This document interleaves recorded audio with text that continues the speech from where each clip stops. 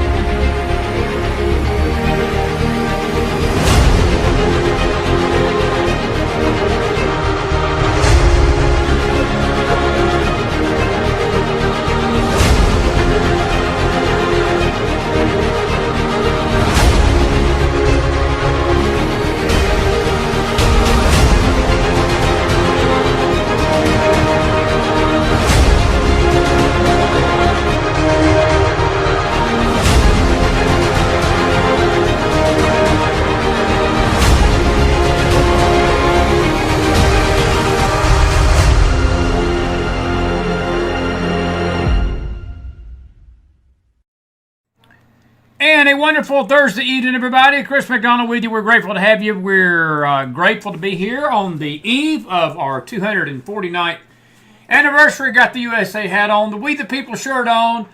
Good Lord, I got J.C. Miller in the house. For goodness sake, what we're going to do, hide the kids is all I got to say. Hide the kids. Good to see everybody tonight. We're grateful. We wouldn't be the McFiles if I didn't take a Coca-Cola, drink a Coca-Cola. We're grateful to have you. I'm in a good mood tonight. Oh, it's elementary, my dear Watson. Elementary, my dear Watson. And did you hear? Do you understand the words that are coming out of my mouth? I hope we play that a lot tonight. We're grateful to have you. What a day, what a day, what a day. The big, beautiful bill has been officially passed. President Trump's going to sign it tomorrow. Looks like at 5 o'clock in the evening on July the 4th. And tomorrow will mark the countdown to 1 year to our nation being 250 years old. How about that? And we're going to be around, the Lord willing, to see it. And such a wonderful year ahead, I feel like, for our country. And again, we don't know the future. We don't know everything that's going to happen. We saw a story tonight on Gateway Pundit that was not the best. And there was some threats made against the White House. And we'll talk about that and so forth. I do want to make one announcement. We'll make it at the end of the show again tonight. We will be here actually tomorrow with you in the morning. 9 o'clock, we're going to have a July 4th special here on, probably we may air it on all the networks. The news side, the face side, X, Rumble, Facebook, all the things that we're airing on tonight. And it will be a salute to America. We'll have some people probably praying. We'll give you a chance to pray for our country, say your thoughts about our nation. Just be 1 hour, and we'll be getting prepared for that and so forth. We're so grateful to have you tonight. We really are. And good to see everybody in the house. And we are grateful to be here tonight. It looks like we're going to have a good crowd in here already. And we got a lot to cover tonight. I want to start out with Mike Johnson. I just want to say a few words about it. We hope James, let's see here. Let's see, James Akers. Let me call James right now and see if he can come on in and talk to us a little bit tonight about this big, beautiful bill. And let me get this phone right because he won't hear me with the Wi-Fi on. James Akers, how are you, man? I am fine, sir. How are you? Good. I didn't mean to bring you out of the garden watering your plants, but I'm grateful that we got you tonight. It's good to see you on this eve of the 4th of July. How are you, buddy? I am doing fine. How about you? Trying to make sure that this peanut didn't get caught in my windpipe and choke on the show in live television. That wouldn't be good. You'd have to take over the show tonight. So. But grateful you're with us tonight, man. How about what a day, what a last couple of days, what a week, what a month for the Republicans, President Trump. This big, beautiful bill passed last night, and we had a 218 to 214 vote. Just two scumbag Republicans didn't vote for it. But, James, I feel like it's the winds are behind President Trump right now. It just amazes me what's going on in our country. And I guess we need to enjoy it and not look a gift horse in the mouth. It could be worse, couldn't it, buddy? It could. He seems to be on a win streak, both abroad, at home, with his domestic agenda. I guess he's out in Iowa tonight at the state fair, kicking off a year of 250th year celebrations of the country, so that's a wonderful thing. Yeah, he is, and we've got some video of it later. I want to ask you tonight, what's your thoughts about our country as we sit at 249 years tomorrow? Where do you think our nation is? And, James, we've, I guess the difference in us and Dems, during the Biden years, I hated our leadership. But I didn't hate our country. I was disappointed the way the direction the country was going, but I didn't hate our country. And it really saddens me that we've got a political party that when they're not in power, they find a way to literally turn their political disgust into a national disgust. They literally hate America. I was listening to Hakeem Jeffries today, and that 3-hour filibuster was so bad it put his own party to sleep. But it's a disgrace. It's a disgrace to hear some of the things that have been coming out of these Dems' mouth. They should be rejoicing that taxes are going to be lower, that ICE is getting funded, that Planned Parenthood is being defunded, that we're going to get these Medicaid rolls cleaned up. You would think that those would be things that all Americans could agree on. But it really disgusts me at the lack of patriotism that these politicians have, and they're supposed to be representing we the people. Yeah, no, I agree. They're dealing out large doses of fear and dread, and this bill is going to result in, people not being able to get treated in rural areas, and it's just sort of a fear-mongering tactic because that's all they're left with, it seems to me. And so there's a lot of that, but tomorrow, Chris, I'm going to celebrate the country that we live in. It is a totally unique country. I just put the finishing touches on a missive this morning. I haven't sent it to you yet, but it was talking about July the 4th and talking about. Mm-hmm. What an extraordinary group of individuals we had in the founding fathers, and what example they had when they were trying to set up a totally unique government was what happened in Rome. That was the historical example for them, and Rome made the transition from a republic where the citizens were valued to an empire where citizens became virtually slaves of the government. It's very true.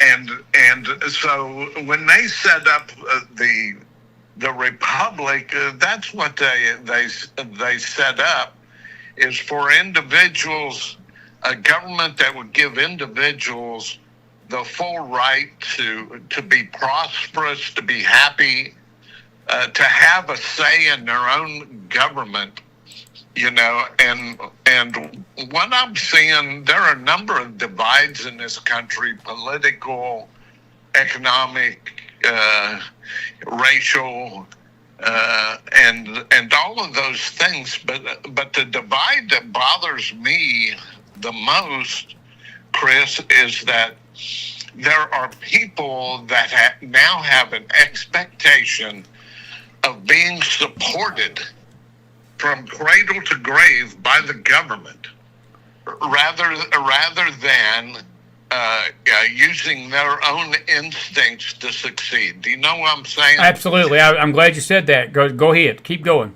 Good. Because that divide.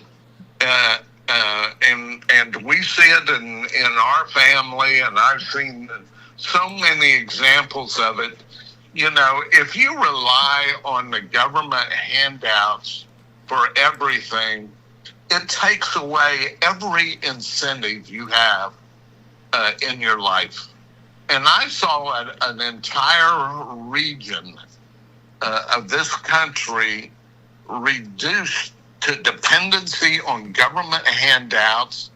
The men, all the top goal for their lives was to get on the draw so that they could have the government basically fund them, and so that they could sit home and do nothing. And it just ruined a whole region of this country. Yes, it did. And we have to be really, really careful. The founding fathers assumed two things: that this country would be a Christian country, and so it would always be a country of morale of morals and decency. And the second one is because they were all hard workers themselves, that everybody would work and would enjoy the fruits of hard work. And we are seeing a country today that in both those regards, it has just come completely off the tracks. And so that's what the 4th of July means to me. These founding fathers could canvass the world and pick and choose what ideas for government, a totally unique experiment, a government by The people. and for the people. By and for the people. That's right, James. For the people, by the people, and of the people. Go ahead. And it was a great experiment at the time. Nobody knew if it would work. All of these men put their lives and their livelihoods, and in some cases they were actually ruined by their support of this new government, a totally unique government. And they had other models to choose from enlightened despots and monarchies and authoritarianism in several parts of the world. And this is what they chose. And I'm telling you, the collective wisdom of those men to make this republic last, beyond their lifetimes, and what they hoped was a normal course that an empire would run, it is absolutely remarkable. They're a unique group of men. There's only one other, as I study history, only one other group that even comes close, and they don't really come close. And so you had a group of white men that were landowners that framed a constitution and a Bill of Rights and other things that guaranteed rights for everybody. And so, I'm not sure that if a minority takes over this country, they would be nearly as generous to other people in terms of their ideas and philosophies as the founding fathers were. I didn't mean to get up on a soapbox. No, they were an extraordinary group of individuals, and the experiment that they put, the political system that they put in place, is absolutely remarkable in the annals of history. It is, James. And, I do want to ask you a question about something you said. Do you think that the COVID years, when the government under Biden forced people back home and literally opened the barn, opened the floodgates of hell on these free giveaways, do you think that pretty much exposed what we always knew, that party that is what their ideology, their wet dream, whatever you want to call it, was to make it a welfare state, to make our nation a welfare state, to get the voter to be so dependent on the government that they could depend on that voter anytime that the election came around. They could say, we can make this country a dependent welfare state, which is what it was under Biden, without a doubt. But do you think COVID had a lot to do with that, or do you think it was always like this and it just sort of brought it to the front? Because I think it was an excellent point, and I couldn't have said it any better, that I think that is what frustrates most Americans, and that's what was frustrating us with this delay of getting this bill passed this week. Because, look, President Trump's meaning business, and Scott Bessent, I want to give credit where credit's due. I've been very critical of Mike Johnson. I've been very critical of these Republicans, but I have to say I've got to sort of put my big boy pants on and say I salute Mike Johnson tonight, and I was probably wrong about him in many ways because he showed tremendous leadership in this, and I think he deserves a lot of credit. But one of the things that is the most I think, satisfying things about this bill is that they are going to clean up these Medicaid rolls. And if you're a 37-year-old man playing bingo games on your computer in the day, eating pom-poms and Oreo cookies in your mom's basement because you're just too freaking lazy to get a job, you need to get your arse up, get a job, get off the welfare rolls, and make sure that people that really need the money to have it. That's what it was intended. And I do not believe. Now, speaking of soapboxes, I'm trying to outdo yours, so I'm just give me a minute here. But I do not believe the Founding Fathers intended for this nation to be a welfare state. They wanted us to be we the people, but be a responsible people for our lives and not have the government be our George Orwell 1984 big brother. Correct? No, that's absolutely what they did not want, because they saw what happened in Rome. And they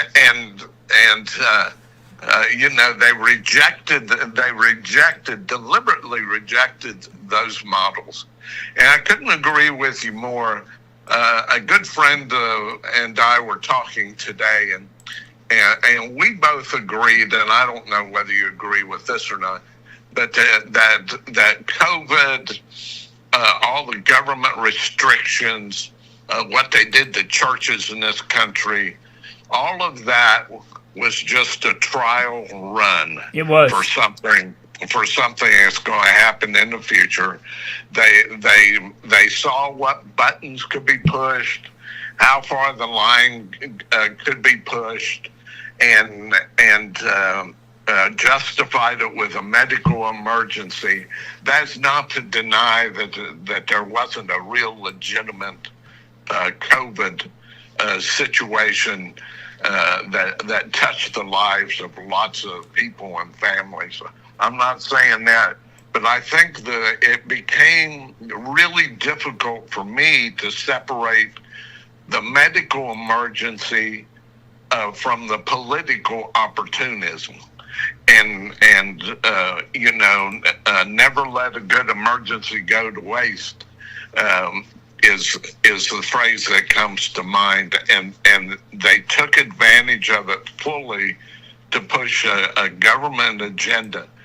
And it's not just the Democrats, Chris.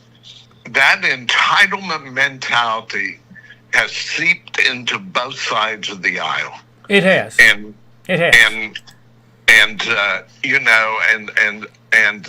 agree with you. I think Mike Johnson has marshaled the votes in the Republican Party in a way we haven't seen since Newt Gingrich, and my hat's off to him. They passed a bill. Now the proof will be in the pudding 3 or 4 years down the road.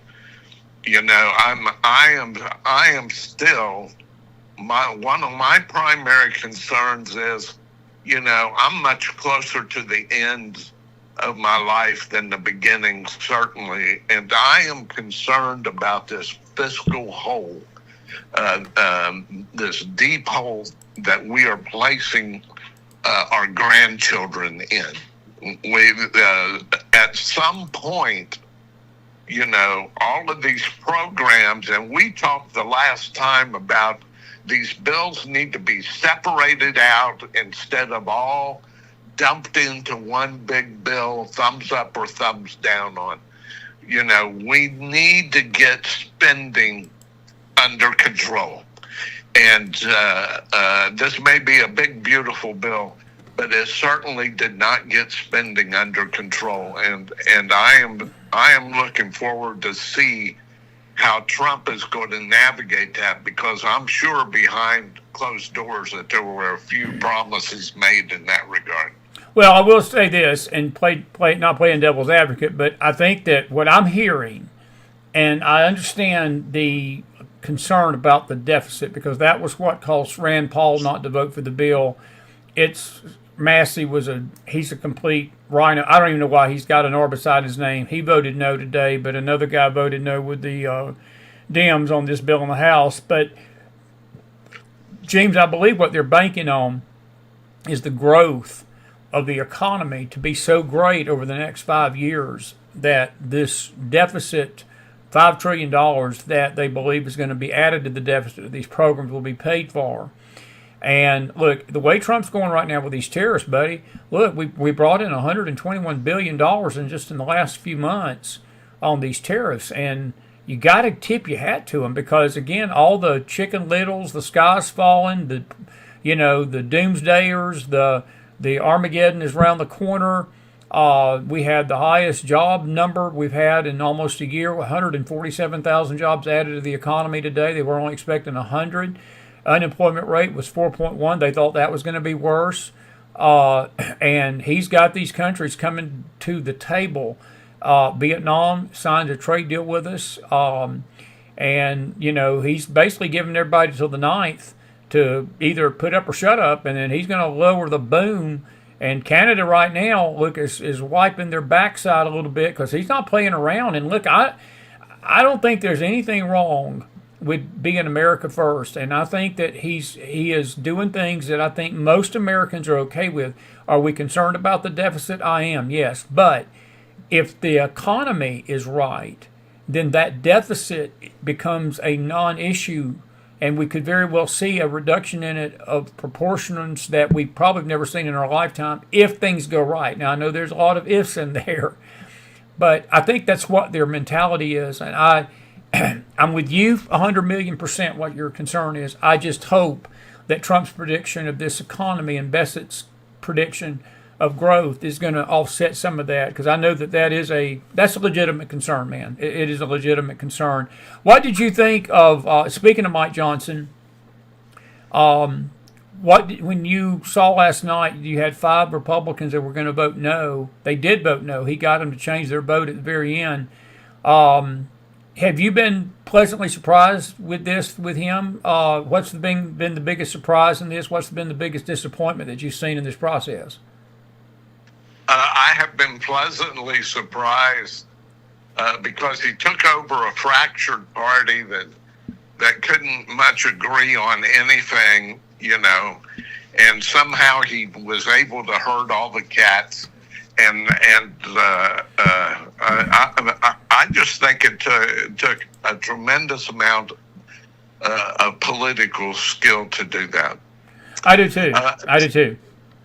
Let me, and so I'm a fan of his until the next vote comes up. Let it never be said that James Akers and Chris McDonald are not fair weather fans. That's the same way we feel about our baseball teams, Akers. Is that right? We're a fan until the next ball game, and then when they suck, we're like, "Hey, I'll call you up and say, can I root for the Reds now?" I get you. No, that's funny, but it's the truth. I mean, I feel the same way. Well, let me ask you this: a couple of things going on in the world. Trump got the phone call today from Putin. He was not able to make any progress on this Ukraine war. It seems like that's the last conflict out there, James. That he has been absolutely powerless to make some kind of positive move in.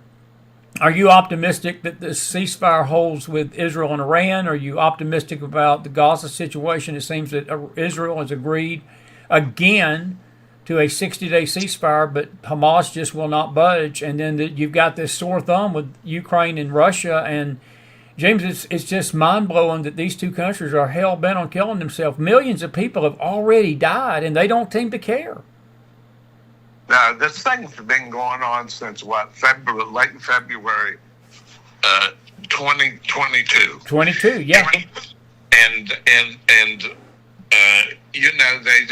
there is so much of a difference between the parties that it's almost impossible to come to the negotiation table.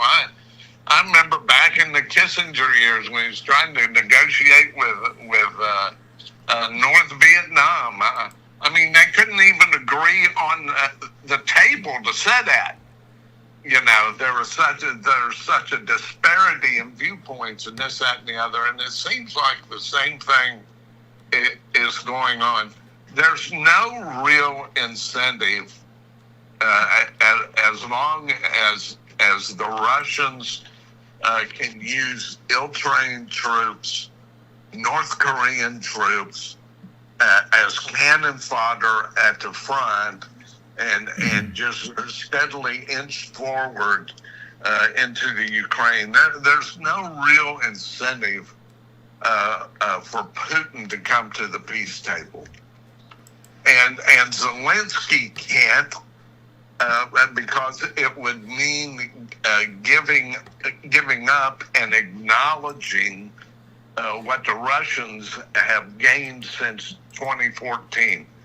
And so both men, it seems to me, are just locked into intractable positions. And so I'm not real optimistic about a ceasefire. And I think over the course of time, as the months sort of churn away here, the clock is working against the Ukrainians. You know, they make these spectacular raids and drones, and what they have done, you got to admire them for. I mean, they have brought one of the world's leading superpowers. They have fought them tooth and nail to a standstill. You have to admire that. But the Russians have a long history, going back several wars, of just throwing human bodies into the front and just wearing down the opponent. And there are some people that say that the Russians really haven't used their elite troops yet in this thing. They're holding all of them back, and so what you're seeing are very ill-trained recruits, poorly organized, that are thrown into the meat grinder, while Putin's keeping his very best units in reserve. There are exceptions to that. This week, I think the highest-ranking Russian general in the war got killed in the close to the Kursk enclave, and so there are exceptions, but for the most part, Russia hasn't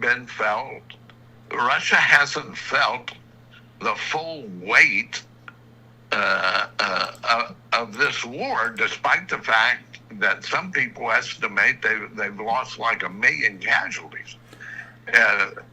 Other countries, other systems would not be able to absorb that without an absolute uprising of the people. But Putin has managed to keep the lid on so far, and as long as he does that, you see, in Afghanistan, when those bodies started coming back to at that time what was the Soviet Union, the women, basically mothers, put so much pressure on Gorbachev that they ended up with a face-saving solution and pulled out of Afghanistan. I'm not sure there's a face-saving option available to either Zelensky or Putin right now, and it's hard to see that situation developing over the near future. That's my view on it. Yeah, I couldn't add anything to that. That's very wise words, and I don't see them wanting to stop this fight. I don't. They both have ego problems. As Roger Hooker says tonight, it's at least that's the understatement. I do want to ask you about Israel tonight. James, you know, we celebrate the 4th of July tomorrow, and you know, I was watching a video. We played it on the radio show today from David Murray. He made a comment. He said that if the October 7th terrorist attack would have happened here in America, it would have been basically with the population of 9 million people that Israel has, and you bring that over to our population, the number of people that got killed, the number of people that were taken hostage. He said that would have equivalated to 44,000 Americans dead, and nearly 5,000 to 6,000 hostages of Americans. Had those percentages been applied to our population compared to what Israel felt with this, are you concerned as we get into this weekend that and I don't feel any fear, and I would not generate fear on this program. We don't generate fear. We walk by faith, and I want people to enjoy their holiday this weekend. But the thought does sort of rest in the back of your mind. Do you think these people are planning anything crazy tomorrow? We had tonight. There's a story out of Gateway Pundit that we've been following. We don't have the complete details. It happened this afternoon that there was a couple of knuckleheads that basically attempted to bomb. They had basically, it was a plot to bomb the White House, and the FBI foiled it. Are you at all concerned that maybe something like that is in the wind for tomorrow?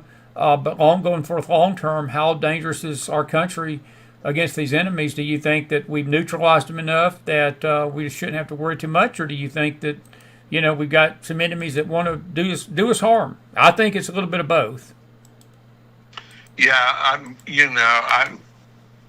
my hope is that that kind of threat has receded and lies more in the territory of lone wolf activity.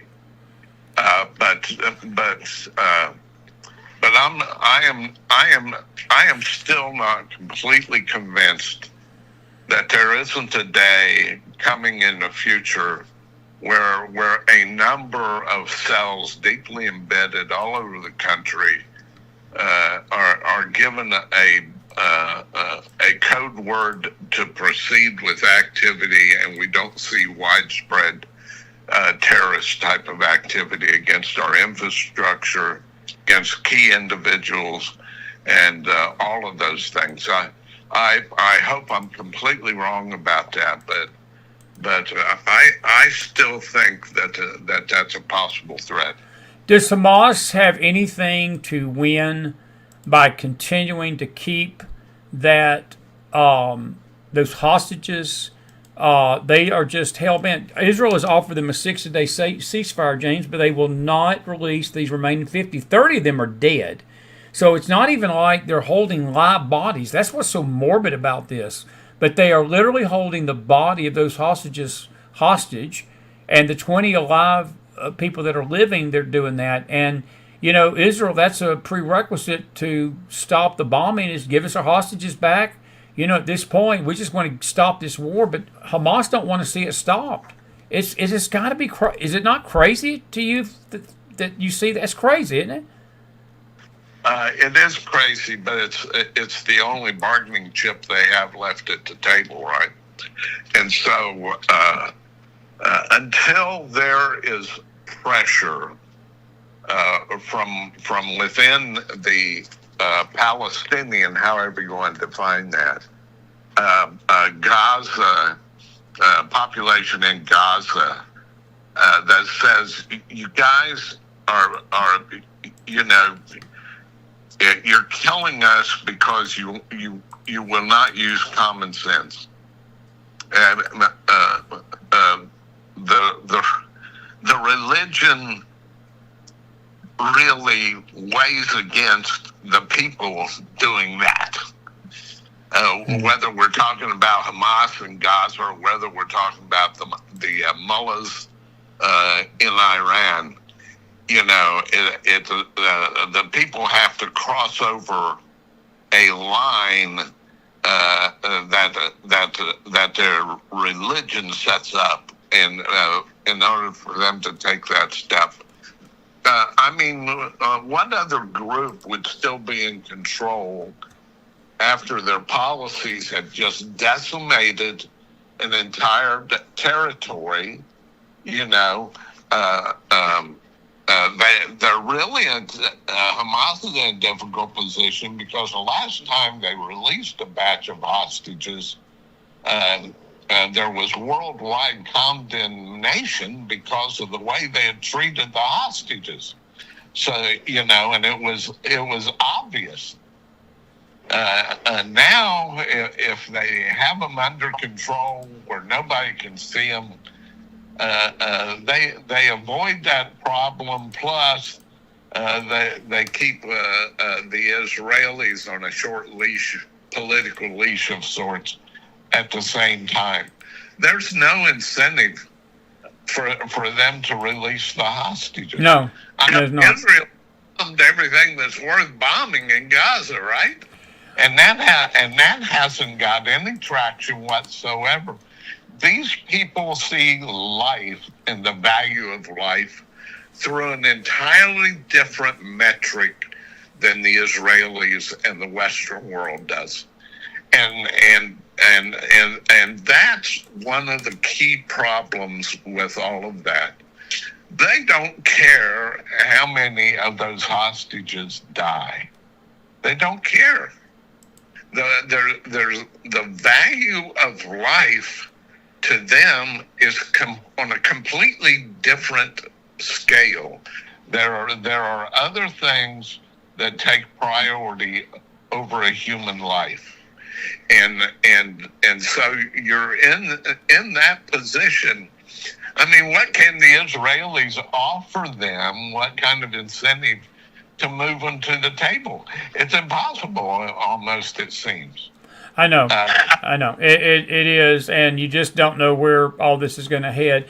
What you got going on for the 4th tomorrow? Let's sort of be a little more positive about the 4th of July. Well, this is a great holiday. It's one of my favorite holidays of the year. I'm very patriotic, and I think we need to encourage people to celebrate America, do we not? I mean, this is what it's about, and we're country. I know that we've got great concerns, James, about our nation, but I still believe we're the best country on the face of the earth. We're the most freest, and I'm grateful to God that we have survived many a storm of this country over 249 years, and we're still here tonight. And these problems that we've got are not insurmountable if we work together as a nation.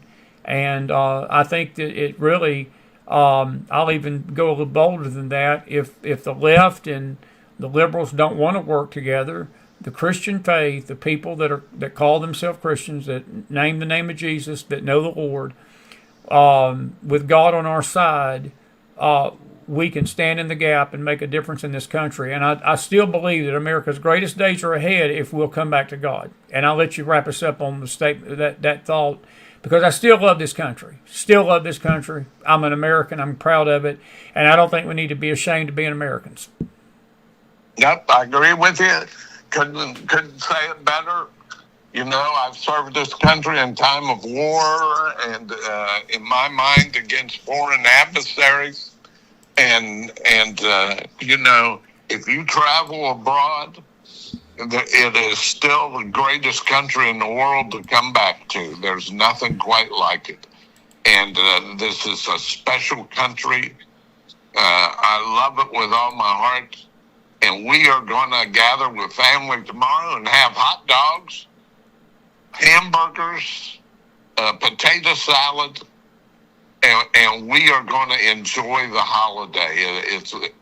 And our country is worth celebrating. I do want to ask you one final question tonight before we let it go. If the Founding Fathers were here, would they be proud of where we've come as a nation? Have we gone, over 249 years, would you say that we've regressed or have we progressed since our Founding Fathers? And would this generation even fight, James, for our freedom like that generation did then? That's the nagging thing in me about this generation of kids and this generation of adults underneath us. We just don't have this. I say it a lot to people. We were just raised differently. My age group, even your age group, we were just raised differently. And, we do just the respect issue of our nation, being proud of your country, respecting authority, respecting God, respecting faith. It just seems that this current group that's something that's missing. And I don't know where we lost track of that. I know people want to point to the schools, and I don't, because look, I look at parents and I look at the lack of faith and I look at the pulpit. I blame the pulpit more than I blame the schools, because we stopped teaching this and the church stopped preaching the gospel a long time ago and promoting the true faith of Jesus Christ. And when you start turning your back on God and you turn your back on faith, your nation's going to follow with it, brother. You're going to go down the toilet. And I'm just, where do you think the founding fathers would they be proud of us tonight? I think in one respect they would be proud that this government's grand experiment that they set up lasted this long. There would be a couple things they'd be very disappointed in. Number one, this whole idea of people going to Washington to enrich themselves rather than serve the country, I think they would be an anathema to them. And as we have talked on this program before, a Congress that is full of lawyers instead of hardworking people from the countryside, I think they would be taken aback at that. And but in terms of the longevity of what they put in motion, I think they would be proud of that. They would have quibbles about, most of the system that they set up, a good 4/5 of the wording goes towards the legislature, and the way the country has evolved, it's the court systems and certainly the executive power that has sort of crowded out the legislature. I think they would be surprised at that, because they were counting on a robust parliamentary type of system with a balance of powers. There's no balance of powers to speak of these days. Yeah. So that has gotten out of kilter, in my opinion, and I think they would respond likewise to that. But there'd be a lot of things they'd be proud of. There'd be a lot of things they would have questions about. Probably very few regrets, because the Republic has lasted as long as it has. Yeah, great point. And so that would be my answer to that, Chris. I think about that occasionally. Whether they'd be proud of what they see today when you have students in the street protesting for a terrorist group that excels in killing people, and they celebrate it. And the founding fathers were first and foremost advocates of life and of living a full life, and trying to set up the conditions whereby individuals could do that. Our society is gradually slipping into a culture of death, and you can see that in everything from the abortion issue to a number of other things. I mean, if you watch TV or you go watch a movie, I mean, there are 20 people that are killed or maimed before you even get to the title of the movie these days, and we have become in one sense a culture of death. And Jesus Christ self-identified as the way, the truth, and the life. Yes, he did.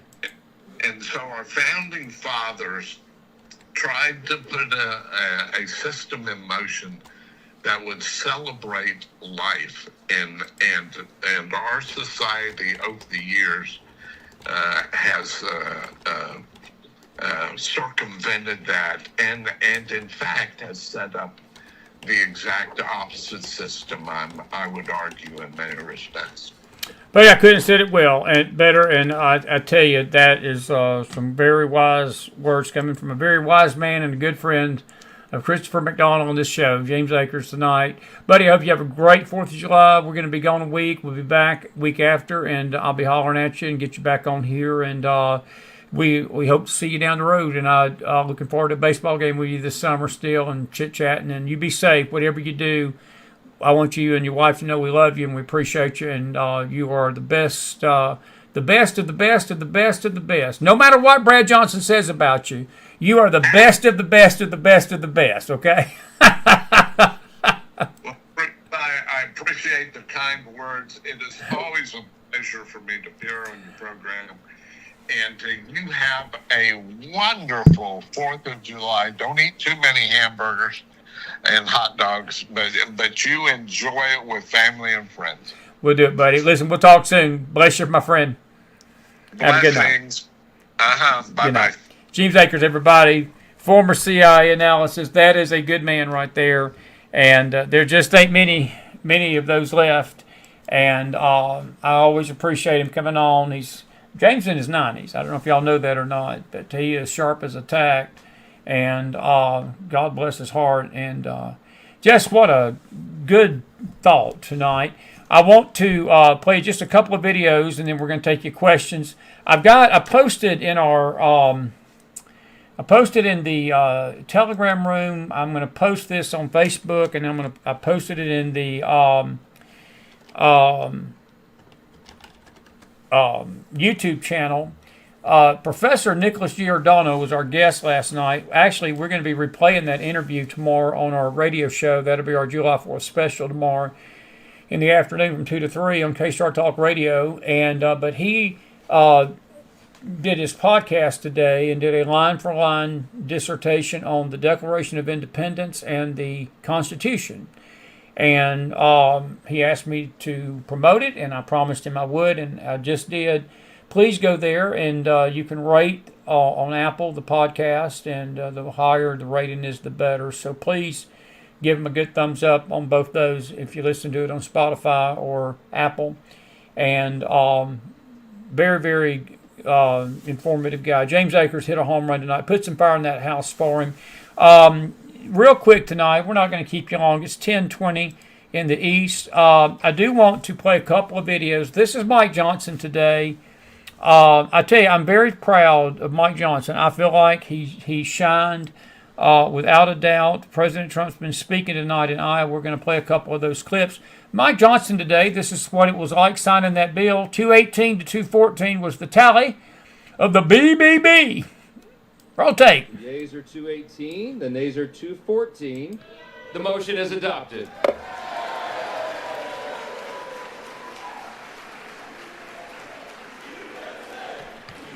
They started chanting USA. Just Republicans did that, by the way, not the Dems.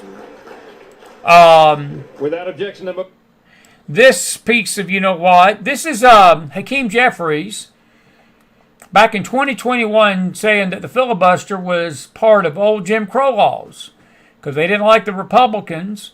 Boy, his tune changed today. He stood on the House and ran his trap for 3 hours trying to delay this bill. But it wasn't.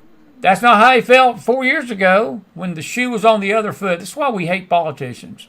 This is why we hate politicians. Roll tape. Congressman, you tweeted yesterday. This is from 21. The filibuster is a racially tinged artifact of the Jim Crow era. We cannot let it stand in the way of progress. High priority issues for the American people that are being held up in the Senate right now because of the presence of the filibuster. And so a minority of senators are allowed to block progress for the majority of the American people. And that's something that has to change. Filibuster was first deployed by Senator Calhoun in the run-up to the Civil War to try to Isn't it amazing how just knowledgeable he was in 21 of the filibuster and what dangers it presented to our democracy and how racist it was? He sure didn't think that today. As I said, he run his mouth for 3 hours over nothing. It got so bad today, his own party fell asleep behind him. Protect white People were falling supremacy asleep. as well as the institution of slavery. And then in terms of its modern form, it was really deployed in the early part of the 20th century to stop civil rights legislation, including anti-lynching legislation that passed the House of Representatives in the early part of the 20th century, but could never break through a Senate filibuster. And that is part of the legacy of the absence of progress that we're still living with to this day. I swear. Does these Democrats, are they that dumb to believe that they don't realize this stuff stays on the internet? They don't realize people have got these videos loaded up. They're such hypocrites. I've never seen a more hypocritical bunch. What we're going to do, now we've got a poll out tonight. Do you think the Founding Fathers would be proud of us? That's on our actual poll. I want you to start putting in the chat, though, because we're going to take your questions here in a minute. The thing about the big, beautiful bill today that you're most happy with, is it the Medicaid issue? Is it defunding Planned Parenthood? Because that money, $500 million, has been removed from their budget, thank God. We've almost totally defunded Planned Parenthood in this bill. Is it the border increase where more money's going to Tom Homan? The Defense Department is getting a raise. I know there's some concerns with the deficit, but what's the greatest thing about the bill you like, and what's the greatest thing about it you don't like? Please come at it from an angle of knowledge and not just what you think's in it. Like, please make sure you know what's in it. And if you don't know what's in it, and you feel like that in general terms or something what you like about it, like I don't know every nuance about it myself. I'm still trying to sort of, because it's so, these big, beautiful bills is big pages to read, and I just ain't got time to read the pages. I look at the highlights, and I look at other people that's in the know to pick out the highlights. And look, Hakeem Jeffries said today that this bill, in fact, I'll even show you I'll just read you the comment that he made today about this bill. He says that he actually used scripture to oppose the bill and justify the killing of babies. I'll come over here to the Newswire page because this is where we always put our stories up to read to you. And this is just a few hours ago, and this is out of Breitbart tonight. And this is these Dems. This is the head of the Democrat Party. He used scripture today to justify his opposition to the bill and his support for radical leftist policies such as aborting babies. As he mentioned Planned Parenthood in his marathon speech, I guess it's tied to Jim Crow, isn't it, Hakeem? He continued to use his magic minute to delay the vote on President Donald Trump's big, beautiful bill with encouragement from his fellow Democrat members who could be heard telling him to take his time. At one point, Jeffries referred to his own Christian faith, really, and quoted scriptures from Matthew to justify his opposition to the measure and his support for killing babies.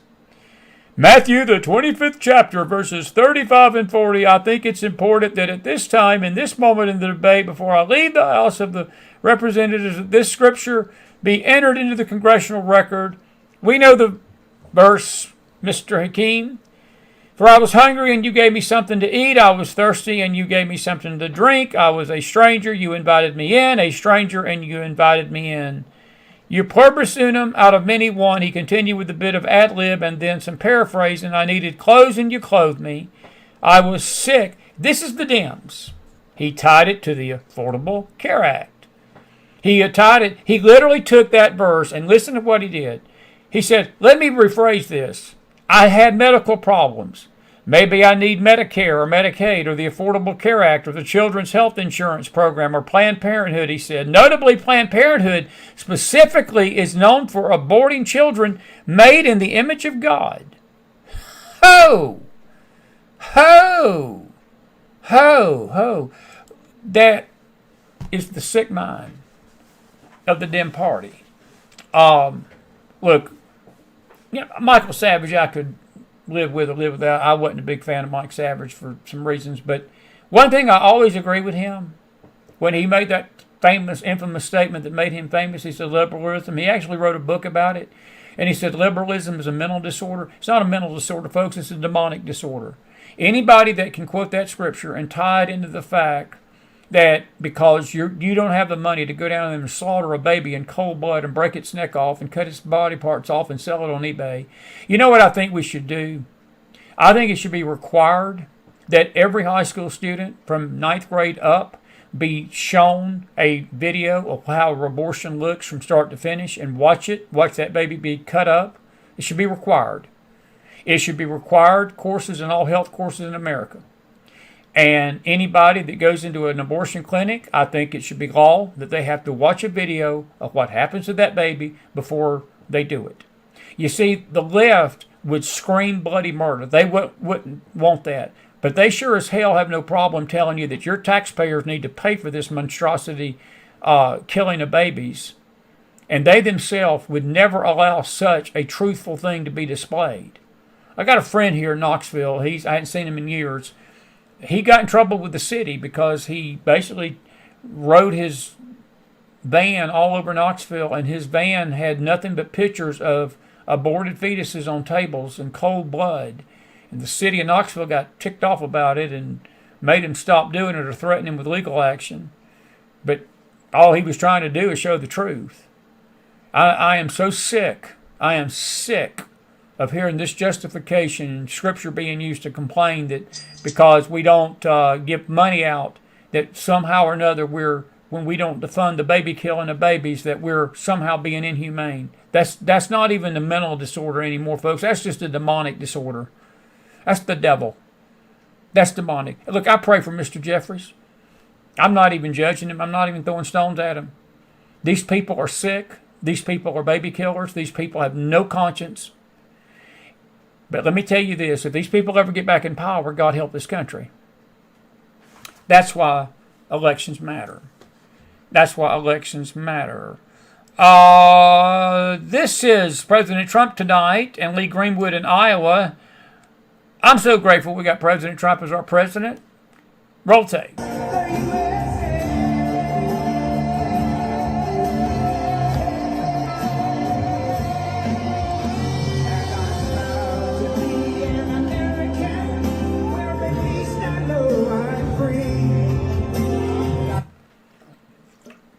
That is Trump and Greenwood. Trump had some comments tonight to make, and here are a few of those. I'll get my English right in a minute.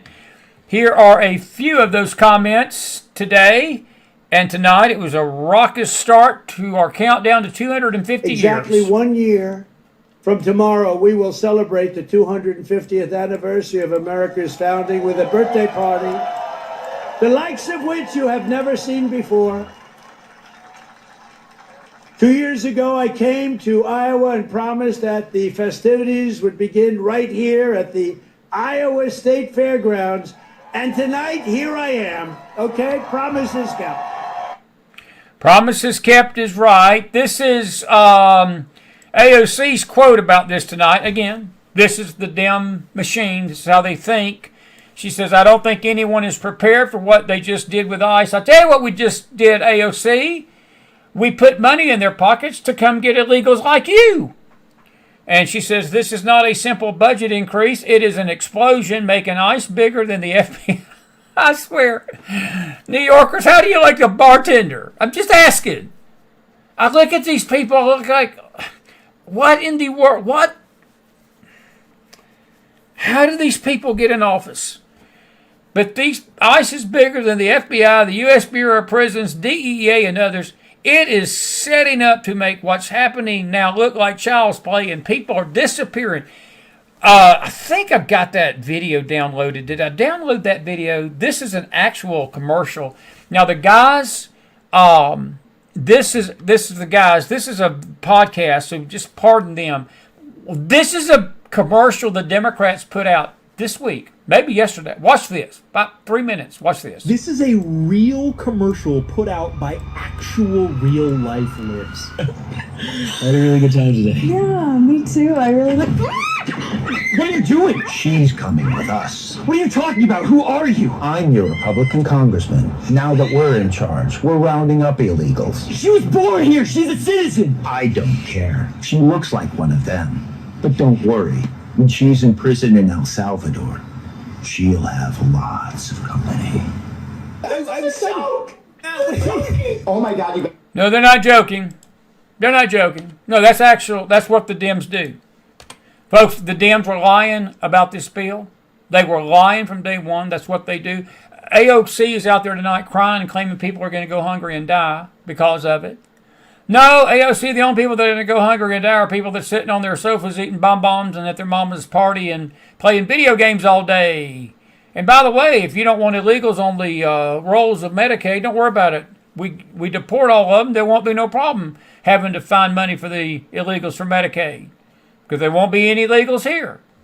It's common sense to me. And I know Jenny will agree with this. Jenny Castle, I know it's elementary, my dear Watson. It's elementary, my dear Watson. That's the Dem Party, folks. That's a sick commercial.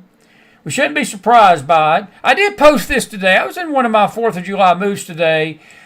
The new nickname for Hakeem Jeffries is Dollar Store Obama.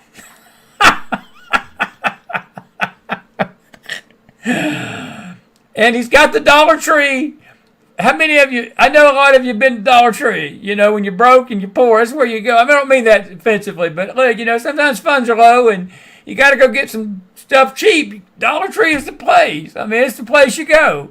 And he is a cheap version. I saw something out there today. We posted this, and I know who it was. Somebody said he's a Temu Obama. Now, you folks that use Temu, you get the drift. And that's not a compliment. That's not a compliment. But that's Temu Obama. Temu Obama. That is wild. This is Scott Besnett telling the truth about the big, beautiful bill today. Boy, these libs are melting down. They don't know what's hit them. Trump's winning so many things and doing so many things. Courts are siding with him. The economy's exploding in a good way. Ho! The big, beautiful bill has been passed. Tax cuts are coming. It's a liberal nightmare tonight. Oh, mercy. Well, then let's think about this. You can't have it both ways. If tariffs going to hurt the economy, then we're going to pick up, according to the CBO, if you want to take CBO scoring over the 10-year window, we'd pick up $2.8 trillion in revenue. And what we've seen so far is that tariffs haven't hurt. The dog that didn't bark was that tariffs going to hurt the economy, we're going to hurt the market. Market had the fastest recovery ever.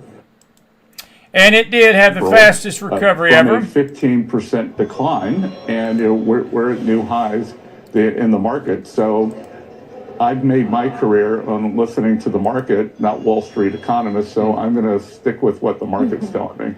181 billion, actually 218 billion, 180, I think it's 121. I'll get it right. I've got the figure, had it wrote down somewhere. $121 billion have come in tariff money, folks. This keeps on. And Trump has even said this.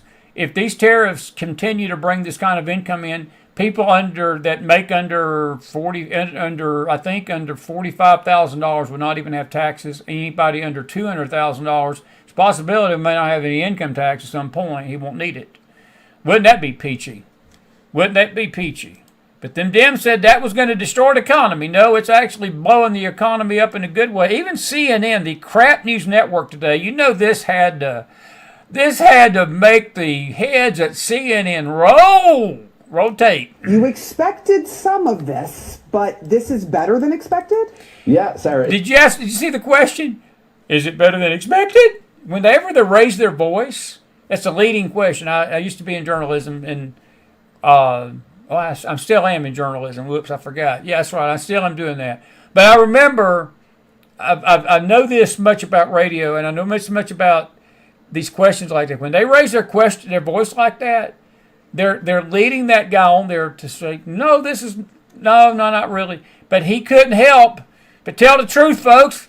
We had 147,000 jobs added and 4.1% unemployment. Both the jobs were 47,000 higher than what we expected. The unemployment rate was much lower than what we expected. It is. Look, this jobs market is like the Energizer Bunny. Every single time we expect it to run out of steam, it just keeps going and going. So these new numbers show that the U.S. economy added 147,000 jobs in June. That was well ahead of the expectation of about 118,000, well ahead of some whispers that we heard on Wall Street of a sub 100,000 number. So this is indeed beating expectations. We were also expecting a slowdown. We did not get that. This is basically in line with May, which was revised higher. It's also good news. The unemployment rate was expected to go up. It didn't. It went down to 4.1%. That is a very healthy number. This is still relatively historically low. And again, it's below the 4.3% that we had expected.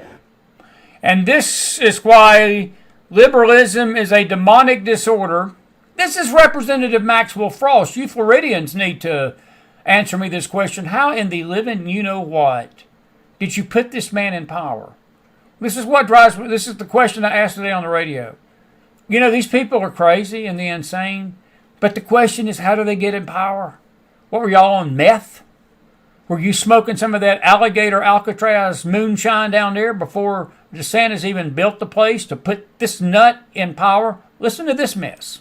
Yeah, see, they say they're pro-life because they want the baby to be born, go to school, and get shot in the school. Die in the school, die on the streets. No. That is what they say. Let me tell you what that mentality is. That's from the Media Research Center. Great Twitter feed. He's basically telling us that Republicans are pro-life. We want to protect the baby, only to turn around to have the baby killed because we support guns. His mentality is, then why don't we just kill the baby in the womb and save the kid from being shot later by guns? That's a demonic disorder. That man needs mental help. That man needs spiritual help. That man should not be in Congress. Floridians, what are you freaking thinking? Putting these people in power. Goodness gracious. Jenny, just for you. Do you understand the words that are coming out of my mouth? That's just for you. That's just for Frost. This is Maxine today. We're almost done. You gotta love Maxine Waters. You gotta Mad Max. Mad Max. Ask you, it seems like you're advocating for millions of illegals to be paid, their health care be paid for by taxpayers. Is that wrong? Is she high? Does she look high to you? Mm-hmm. Your constituents are having to pay for the health insurance of millions of illegals brought in by Joe Biden. Do you condemn that? Is that not a problem? No? Come on, it's a pretty easy question. You can condemn it. You can say yes, I do support it. I mean, your lack of an answer. Oh yeah, call the police on me. They always call the police, don't they? They always get upset. Look at them eyes. Is she on meth? Look, I'm not being funny. I'm being serious. These are people in Congress. This is the part that I wonder if our founding fathers was back tonight, if they were here looking at this crap and people like this and understanding that they fought a revolutionary war to deliver us from tyranny, to deliver us from the tyrannical reign of King George, to stop Britain from controlling us as colonists. And we broke free of this only to turn our country back over to a terrorist party that looks like that and walks like that and acts like that. Oh, and watch what happens now. Somebody's going to want a selfie with her. It's amazing the zombie comes alive. For asking a congresswoman a question. That's exactly what you're doing. That's exactly what you're doing. That's fine. No, it's okay. So I mean, can I get a quick answer to that question? Quick answer to that question. Do you support illegals getting taxpayer-funded health care? It's incredible. We pay these salaries. The taxpayers pay the salaries. See how she changes? Isn't it amazing they want a selfie and all of a sudden, woo, yeah, let me smile for you. Let me smile for you. That's the Dems. Liberalism is a demonic disorder. I'm just in one of those 4th of July moods tonight. Roses are red, violets are blue. God made men. He didn't make you sue. I got to come up with something for Mad Max. I don't want to play no more. So she was fine, just like something hit her, I guess, or something. This is a serious thing. By the way, before I play the serious thing, I do want to play this from President Trump today. I'm proud President Trump hosted this young man. This is Edon Alexander, the young man that was just released. He's the American that was released from the hostage situation in Gaza. He came to the White House today. We honored him. Good job, President Trump. When they announced that he had won the presidency, how the treatment was changed. Oh, so they treated you better? Wow. Because you were coming in and they were afraid of you. They weren't too afraid of Biden. Terrible situation that is. So they did that immediately when we won. You can't hardly hear. It's a little low on the volume. What he's saying, that Edon was telling Trump that the Hamas had no intention of releasing him as long as Biden was in office. But when Trump got elected, it was, you're going home, because they were afraid of Trump. They were afraid of him. And that's what Edon was telling him today. And you can't hear it. I wish they'd have turned that volume up a little bit. This is Douglas Murray. I mentioned this earlier to James. I want you to listen to it yourself. Folks, he makes some great points here, something we need to remember as we celebrate 249 years. Our enemies and Israel's enemies are the same. Tell me how you would operate in that terrain to ensure that you kill or capture all the leaders of the people who did this and wipe out their ability to ever rule that entity again. And secondly, how you get back 250 hostages. And I have yet to hear a critic of the Israeli government's actions give me a viable plan for how you would get back the hostages, and there are still several dozen hostages in captivity, some living, and how you would punish and kill the people who did that. Because, just again, if you extrapolate out the population of Israel, about 9 million, to a population the size of the United States, this was equivalent on October the 7th to some 44,000 Americans being killed in one day. And another 10,000 Americans being taken hostage. And nobody from left or right, Democrat, Republican, or anyone else has been able to persuade me that if that happened in this country, we would not tear up the earth to get those hostages back. Yeah. Thank you. We would not tear up the earth to get those hostages back. But Israel is blamed and lied about and slandered, and blamed and lied about and slandered, blamed and lied about and slandered, because she wants her hostages, and she goes after the people that have got her hostages, who refuse to come to the table tonight, even after Israel has told Trump, hey, we're willing to stop fighting for 60 days. We just want our people back. They got 30 dead hostages and 20 live ones, folks. They will not return. I wonder if this would have happened to our nation if these same naysayers like Candace Owens and Tucker Carlson and Alex Jones and I watched the thing, the brush up with Alex and the preacher over here in Nashville. I don't want to get into the personal issue. Look, I respect Mr. Locke and his defense of Israel. I do. I really do. I just don't think this is a political debate. It's a spiritual debate. And Alex Jones don't understand spiritual things. But he's got memes on his program with the head of Bibi Netanyahu holding up as a table. And the people underneath that debate today were saying, well, Alex Jones don't hate Israel. He just hates Bibi Netanyahu. Well, that would be like you taking a picture of Donald Trump's head and putting it like Kathy Griffin did and saying, well, she don't hate America. She just hates Trump. Susan, you made a comment out there, and I want to play this video because I'm going to answer your question with this video. Did the Democrats hate America? Well, smoke up. Listen up. Here's a breaking news. We live in a racist, sexist, homophobic, Islamophobic, anti-Semitic country. The actual Pledge of Allegiance doesn't apply to a lot of our citizens. Well, they weren't including us. Yeah, it hasn't met the dream of being exceptional. It hasn't met this country. It hasn't met this dream of being this beacon on a hill. Because of hundreds of years of dealing with racism and bigotry in this country, what you have right now is a perfect storm of people who are just ready to burn this white supremacist society to the ground.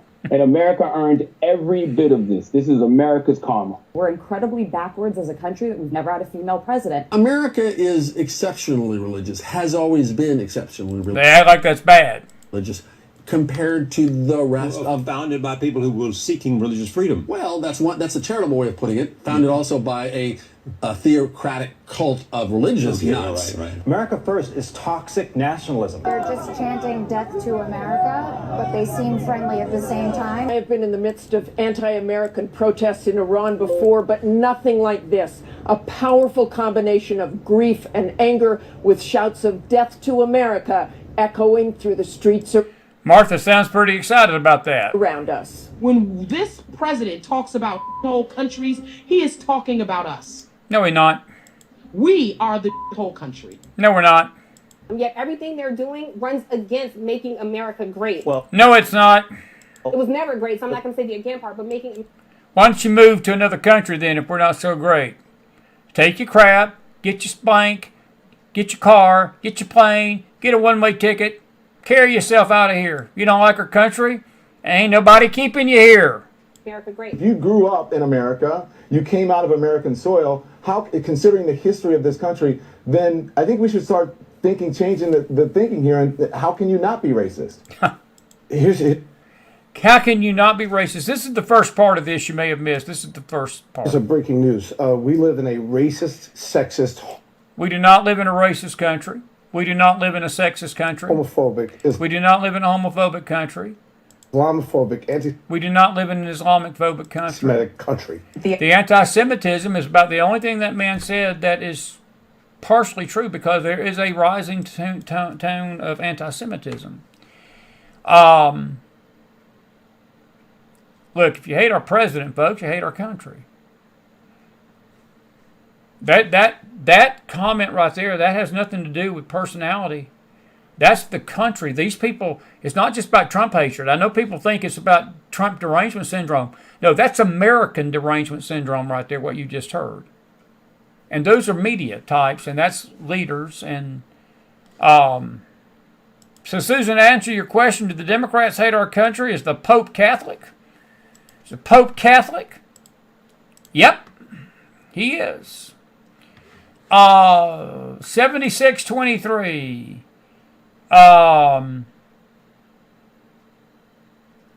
Anyway, alrighty, I'm almost done. I want to get to your questions tonight. I have been so glad to come on and see you tonight. It's been a beautiful day in the neighborhood today. A couple of more things before we let you go tonight.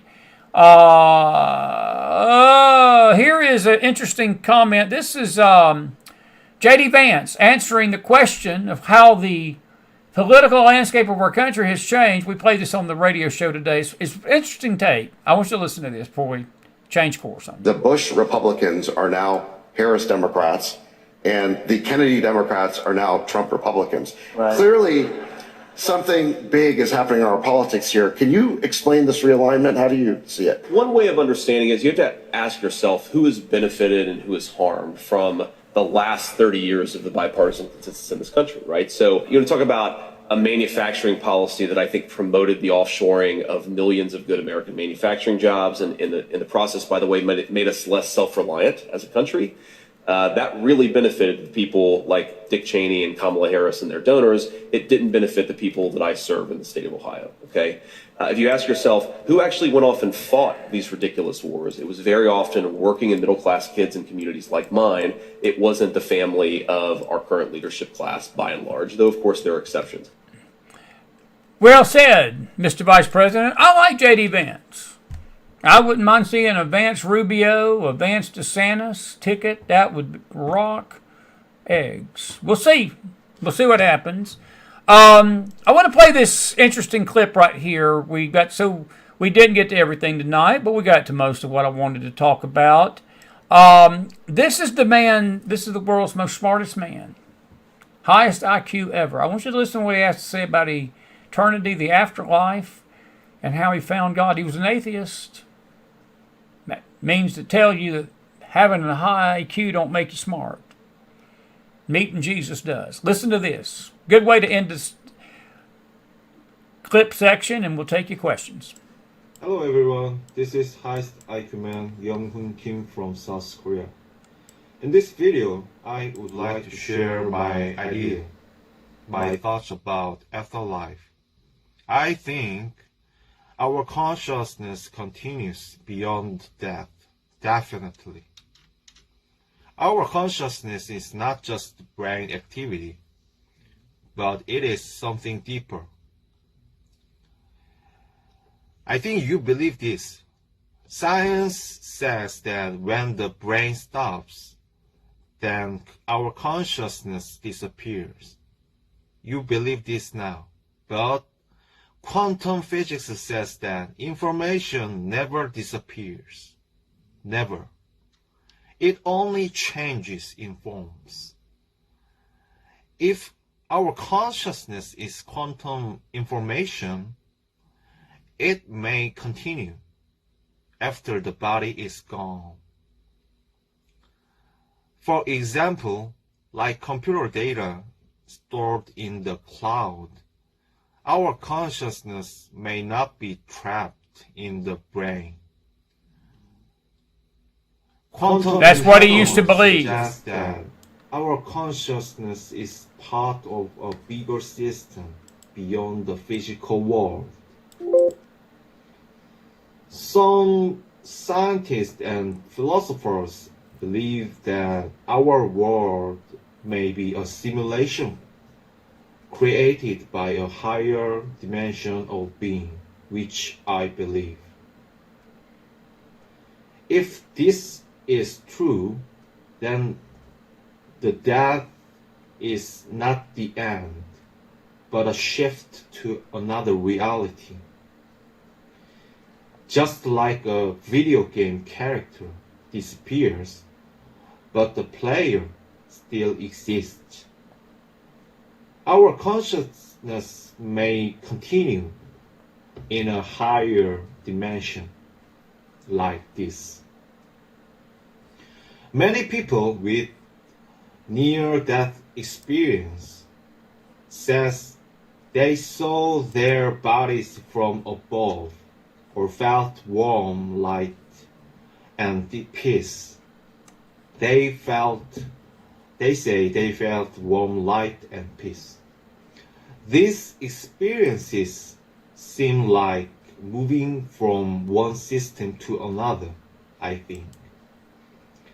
So, if reality is part of something bigger, then death is not the end, but it is a transition, shift to another reality. Science is growing now, and we are learning more about consciousness and reality. Our death is not destruction, but change and shift. Humanity will keep searching for the truth about what comes after life. Thank you. That was his beginning. He began to question the afterlife. Smartest man in the world, IQ. And there's another video, and I thought I had it, but we'll deal with it when we get back from break. He admits in another video that he's come to realize that the afterlife is either heaven or hell. Either heaven or hell. He admits that Jesus Christ is real and the Son of God. So Christ, through his searching, the smartest man in the world, man with the highest IQ ever,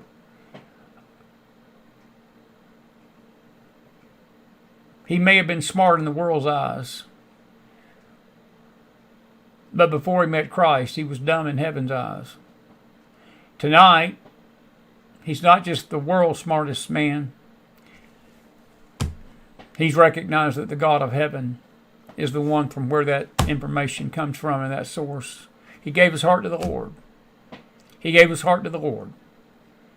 And I think that that's a wonderful testimony of what this country's about.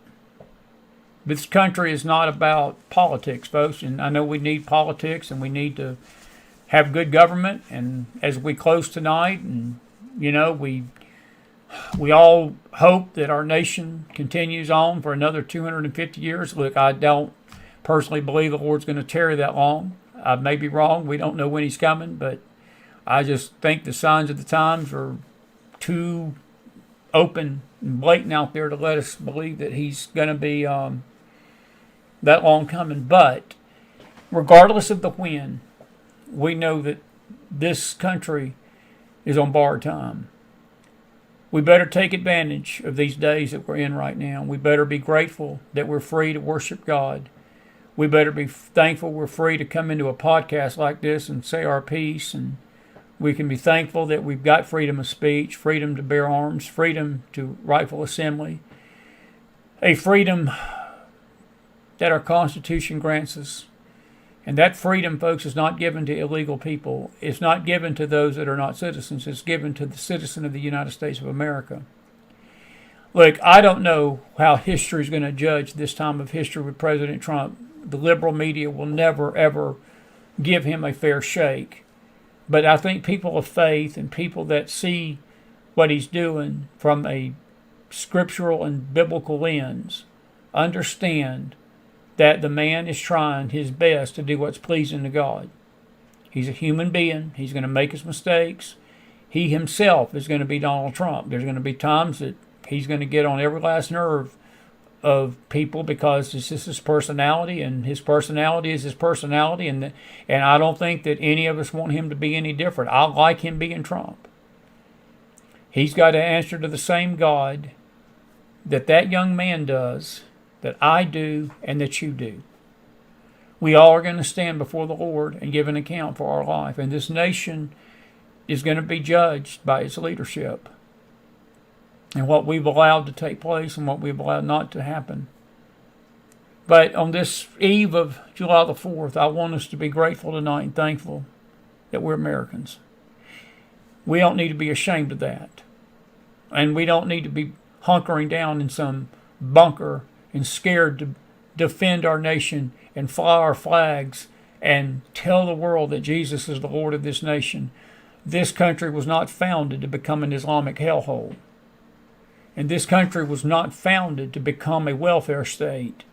And this country was not founded to become a place where Christians cower down in a corner and allow all these false religions to run rampant over our country and not stand up and speak the truth that can save people's souls. I don't know where that young man heard the gospel, but I will tell you something. The gospel pierced through his heart, and you can tell by what he was talking about. His mind was trying to figure out the consciousness of reality when we die. What happens to us? Well, guess what? He found out. He found out. And he realizes that heaven or hell is the eternal destination of all men. That's why America is here tonight. We were destined to preach the gospel to the nations and to be a light of Jesus to the nations. We were not destined to be what we've become tonight. And Israel is also the second reason why we were created. Because God knew that tiny little nation was going to need a buffer. She needs a buffer tonight. And you can say, well, I love Israel, but I hate BBB. Well, that's saying I hate Trump, but I love America. You better be grateful for Bibi Netanyahu. He may not be perfect either. No leader's perfect. If you had to deal with the crap that he's had to deal with and defend his nation, you probably would make some decisions that probably the world wouldn't want to have to make, and you wouldn't want to have to make, and the world probably wouldn't agree with you either. I don't have anything but grace for Bibi Netanyahu. I pray for him every day. I pray he finds Jesus. I do. I pray all leaders do. He is so close. He is so close. You don't even realize it. All the Jews are so close. They recognize there's a God in heaven, but they just have a blindness when it comes to Christ. I had a dream about Bibi right before my dad died. I've never shared it publicly. Maybe one day the Lord will release me to share it. But I had a dream about him. And it was a very vivid dream. I still remember it. Yeah, they say if you can remember a dream past a day, the dream was probably from heaven. I remember this one 4 years later. It had to do with my father, too. But we need to realize that our destiny is tied to this beautiful nation of Israel tonight that is fighting for its survival. And on this 4th of July, as America celebrates our freedom and celebrates our liberty and celebrates our independence, we need to pray for the peace of Jerusalem and pray for the soon coming of the Lord Jesus Christ. He's the only one that can save this country. And I think that is how I'm going to leave you tonight. That's how I'm going to leave you tonight. A couple of comments I want to just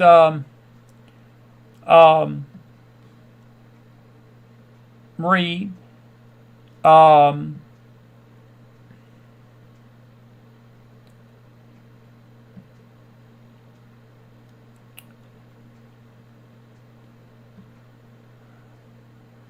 Roger, you say, will Homeland Security and ICE take the place of the FBI in the future? No, I do not believe that. I don't. No. No. They won't. Some of you answered the question about the money. Lori said, what did she say here? There was something she said, or no, Appy Girl. She likes the tax cuts and she likes the border control. Appy, I'm with you on that. That was the two things. Thank you, Susan and Elaine both. They love my shirt. I like it too. I like it too. Carol Smith says, if our country is so bad, why do so many want to come here? Carol, you know, that's an excellent question. It's a hard question to answer. I don't think anybody really knows, but I will tell you there are some people that come to this country to destroy it. And I think that's one thing the left and these progressives have never got in their head. They do not, unless and this is the scary thing. Maybe they do know that, and maybe that's what they want. That they don't want to be. It's like somebody that wants to see somebody killed, and you hire a hitman to do it. You don't want your fingerprints on the murder, so you go out and hire somebody to go do it for you. And I think that there's a part of this progressive movement, this communist movement in America, this socialist movement in America, that it's the same mentality. And, you know, I didn't have the video downloaded, but I will tell you this. It's on we had it on the radio program today. They did a poll, Carol, that 2017, Americans in general, the Democrat Party, I just say the Democrat Party, they favored Israel plus 13. In other words, 13% favorably viewed Israel in 2017. That number tonight is plus 47. They favor the Palestinians. It's unreal. Plus 47, almost half. And Democrats between the ages of 18 and 49, that number jumps to 53. 53. So we ask ourselves the question, how could a man by Zomar Mandini get elected in New York? It's very easy, because there's an anti-Semitic spirit that has spread over this country. And let me tell you something, these progressives, they may not verbally come out and tell you they hate America. They may not verbally tell you they want to see America go down. That black girl on that television or whatever, the interview, she said, we live in a blank hole, and the blank hole is us. These people would not care one bit if America burned to the ground and a socialist regime rose in its place to take over. That's what they want. But they don't want their fingerprints on it. That's why they allow these people. That's why they want these illegals in here, because they believe that eventually that's what's going to be the downfall of our nation. And that part I actually agree with them about. I agree with that. But we still don't know what we've got in this nation right now. We still don't know how many. You know, it's not just Hispanics. It's Islamics. It's Iranians, Chinese. It's North Koreans. It's terrorist groups from all over this world that probably come into this country. And as James rightfully said tonight, look, they could be waiting for a trigger. Your question is the $1 million question. I can't tell you exactly why they come here. I think some of it, they have a motive. They want to see the demise of the United States of America. I know that sounds pretty harsh and it sounds pretty dark, but I think there is a part of that. It's not all of it, but it's some of it. I do not believe, and I never will, that these people are coming over here fleeing bad conditions in their country just to make a better life for their family. If they were truly wanting to make a better life for their family, they would come in legally. I told Professor yesterday, some of these people have been in this country for 30 or 40 years and not even made one effort to become a citizen. Why? Why? I don't know. The way I look at it, you've stayed here 30 years and you've put up stakes and you don't respect our country any more than to become and go through that process. You don't deserve anything. You have no rights. And I don't care whether they're a baby or whether they're a teenager. For God's sake. I mean, you're not going to do that. Nobody in this nation, none of you listening to me tonight would do this in any other country. No other country on the face of the earth allows that. You would be executed on spot if they found you in that state. You would be executed. A few of them might have a little bit of mercy on you and put you in a jail and then send you back to your homeland, but most of them wouldn't even give you that. You would not pass go. You would not collect $200. You would not collect Medicaid money. You wouldn't be walking down the street with an American flag and burning a Mexican flag or a North Korean flag or an Iranian flag and saying, "Go America, viva America, viva America." No, you'd be beheaded. We're the only country that allows these people to come in and use our own laws against us. That is what concerns me as we enter our 249th year. We better be grateful for these times, folks. I'll say it again as I close. Freedom is a wonderful thing. We're stewards of it. But once it's gone, we're not getting it back. It's better to fight for it now while we got it than to let it go and think we'll get it back down the road. We're not. And we better be thankful. It's just by the mercy and the grace of God that we survived these last 4 years. I still don't know how we did it. Other than God has something planned for this country still. Our greatest days are still ahead if we will turn back to Him. If we will turn back to Him, we've got hope. Without Him, we've got no hope. I don't care who's in that office. All right. It's 11 o'clock, a little after 11 actually, so I'm going to let you go tonight. I hope that you have enjoyed being with us tonight. And thank you all for being with us. We're grateful to see you.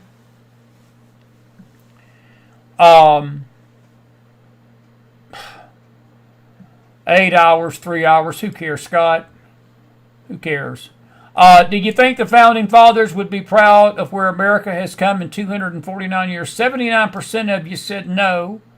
21% of you said yes. And that is about 80 to 20.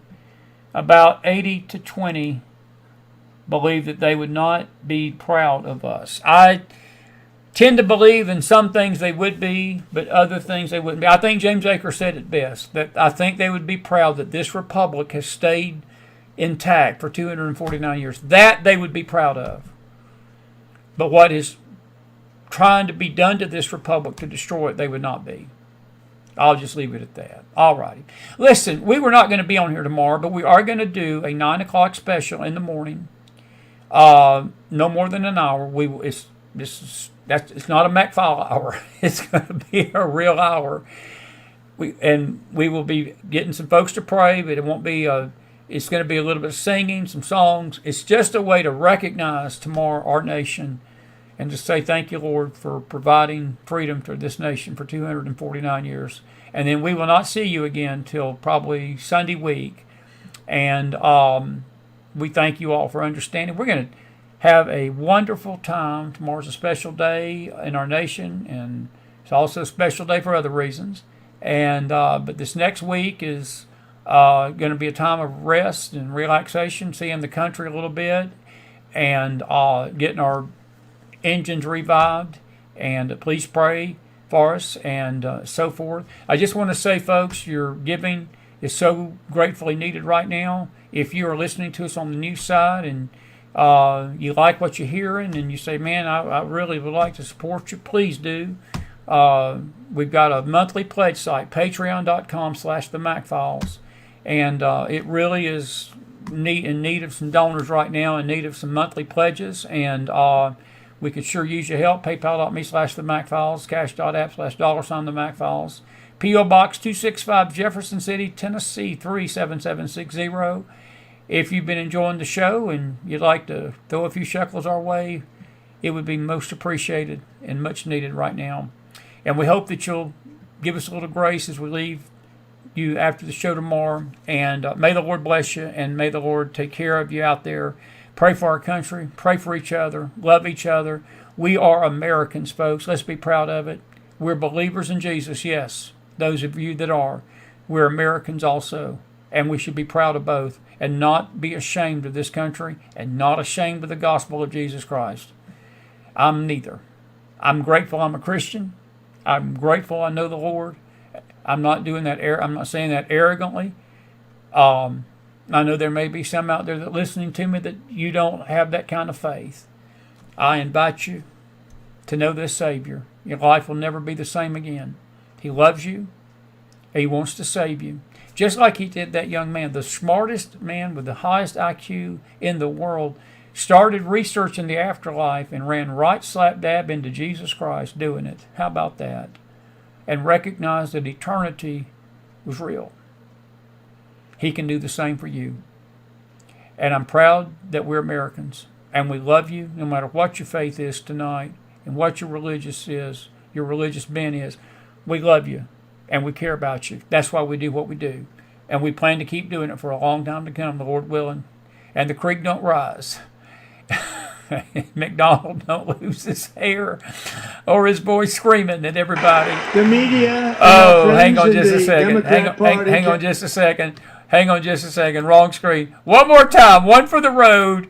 I got to do this. It's been a July 4th nude tonight. Understand the words yeah. that are coming out of my mouth? I'm just saying. As elementary monitor was. And here's President Trump going out tonight. God bless you all. Happy 4th of July. Enjoy tomorrow with your families. I'll see you in the morning at 9 o'clock for a special celebrating our country's 249th birthday. Be blessed out there. Good night, everybody. Legislation to secure the border, but it turned out that all we really needed was a new president.